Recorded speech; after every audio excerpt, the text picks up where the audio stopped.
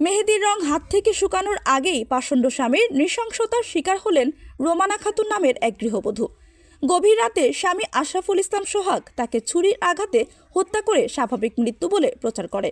বুধবার দিবাগত গভীর রাতে সিরাজগঞ্জের শাহজাদপুর উপজেলার কায়েমপুর ইউনিয়নের ব্রজবালা পুরানপাড়া গ্রামে এই ঘটনা ঘটে। নিহত রোমানা উল্লাপাড়া উপজেলার সোনতলা গ্রামের মোতাহার হোসেনের মেয়ে। 1 বছর পূর্বে শাহজাদপুর উপজেলার ব্রজবালা পুরানপাড়া গ্রামের আফসার আলীর ছেলে আশরাফুল ইসলাম সোহাগের সাথে তার বিয়ে হয়। খোঁজ নিয়ে জানা যায়, বিয়ের পর থেকেই স্বামী স্ত্রীর মধ্যে দাম্পত্য কলহ চলছিল। ইতিপূর্বে বিরোধ নিষ্পত্তির জন্য উভয় পরিবারের অভিভাবকদের মাঝে সমঝোতা বৈঠক হয়েছে। সোহাগ তার প্রতি স্ত্রীর অনীহা ও স্ত্রী স্বামীর প্রতি অনীহার অভিযোগ করে। বুধবার দিবাগত রাত আনুমানিক 1টায় উভয়ের মধ্যে ব্যক্তিগত গোপন বিষয় নিয়ে ঝগড়া সৃষ্টি হয়। এ সময় স্বামী সোহাগ উত্তেজিত হয়ে স্ত্রী রোমানার বুকে ও পিঠে ছুরির আঘাত করলে কিছুক্ষণের মধ্যেই তার মৃত্যু হয়। পরে বিষয়টি ধামাচাপা দেওয়ার জন্য ঘরের মেঝে ও বিছানার রক্ত পরিষ্কার করে পাতলা পায়খানা করে মারা গেছে বলে বলতে থাকে। কারণ রাত বেরিয়াতে আমরা ইমুরা গেট মেট আটকা দিয়ে নামাজ কালাম পড়ি, আমি হয়ে পড়ছি। আমি রাতের বিষয়টা জানি না। সকালবেলা ফজরের নামাজ পড়িয়া দেয়া আমি এই গেটের সামনে বাড়াছি, আর দেখি যে ওই মুড়িতে থেকে 4-5টা লোক আসতেছে। লোক আসার পর আমাকে যে চেনে, সেই আবার আমাকে জিজ্ঞেস করলো যে এই বাড়ির বলে বোক বলে মেরে হালা দিছি। তা আমি আবার করতেছি, আমি তো বিষয়টা তো জানি না, আমি ওটা শুনুও নাই কে। পরে ওই লোকটারা আবার আসলো, তো পাশে পাশে আমি আবার আসলাম।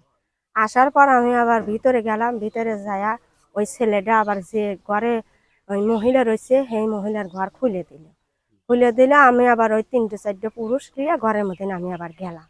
যাওয়ার পর দেখি যে ওই পশ্চিম হিতেনি হইলেই না শোয়া রাখছি। আমি খালি যা মুখখান দেখছি। দেখার পর ওই মুড়িটালা ওই যে বেটা চাল পাল হেরা আবার পুষলো ওই ছেলের কাছে যে এই মহিলাটা মারা গেল কিভাবে। তো ওই ছেলেটা বললো যে 2-3 বার পায়খানা গেছিল, পায়খানা থেকে আইসে পাখা পড়ে গেছে, পড়ে যা মরে গেছে। তো এখনই আবার ওই ছেলেরা উঠে করলো, ওই মুড়িটার বেটা চাল পাল করলো যে জিজ্ঞেস করলো যে পায়খানা থেকে আইসে কেউ কোনদিন মারা যায়, কি করছে তাই কম। তো এখনই আবার ওই ছেলেটা আবার এই মেয়ের হলো স্বামী আবার উঠে বললো যে আমি মারিয়া হালা দিছি। খবর পেয়ে শাহজাদপুর থানার উপপরিদর্শক হারিসুর রহমানের নেতৃত্বে পুলিশের একটি দল ঘটনাস্থলে উপস্থিত হয়। পরে ঘটনাস্থল পরিদর্শন করেন থানার অফিসার ইনচার্জ মোহাম্মদ আসলাম আলী। নিহত রোমানার দুলাভাই বায়েজিদ হোসেন জানান, সোহাগের সাথে একটি মেয়ের প্রেমের সম্পর্ক থাকা অবস্থায় পারিবারিক চাপে রুমানার সাথে বিয়ে হয়। বিয়ের দিন থেকেই সোহাগ রুমানার উপর অত্যাচার নির্যাতন করে আসছিল।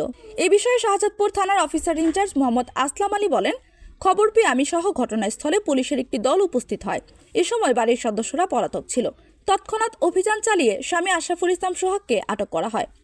জিজ্ঞাসাবাদে সোহাগ প্রথমে জানায় স্ত্রী নিজেই আত্মঘাতী হয়েছে। পরে লাশের সুরতহালের পর অধিকতর জিজ্ঞাসাবাদে স্বামী সোহাগ স্ত্রী রুমানাকে হত্যার বিষয়ে স্বীকার করে। এক গৃহবধূ হত্যার ঘটনা ঘটেছে। সেই ঘটনার তাৎক্ষণিক সংবাদ পেয়ে তাৎক্ষণিকভাবে শাহজাদপুর থানা পুলিশ ঘটনাস্থলে যায়। গিয়ে আমরা নিহত রোমানা বেগমের মৃতদেহ উদ্ধার করে মৃতদেহ দেখতে পাই। পরে মৃতদেহ সুরতাল প্রস্তুত করে ময়নাতদন্তের জন্য আমরা শহীদ মনসুর আলী মেডিকেল কলেজ সিরাজগঞ্জে প্রেরণ করেছি। এবং এই হত্যাকাণ্ডের সাথে এই আপনারা ইতিমধ্যে আরও জেনেছেন যে এই হত্যাকাণ্ড সংঘটিত হওয়ার পরে তার বাড়ি থেকে সবাই পলাতক ছিল এবং পুলিশ তাৎক্ষণিক অভিযান চালিয়ে এই ঘটনাটার সাথে জড়িত তার থাকার অভিযোগে তার স্বামীকে আটক করে। পরে তার স্বামীকে প্রাথমিক জিজ্ঞাসাবাদে সেই হত্যার ঘটনার কথা স্বীকার করেছে। তাদেরকে জিজ্ঞাসাবাদ করা হচ্ছে। এই ঘটনার সাথে যদি কেউ আরও জড়িত থাকে তাদেরকে গ্রেপ্তার করে আইনের আওতায় নিয়ে আসা হবে।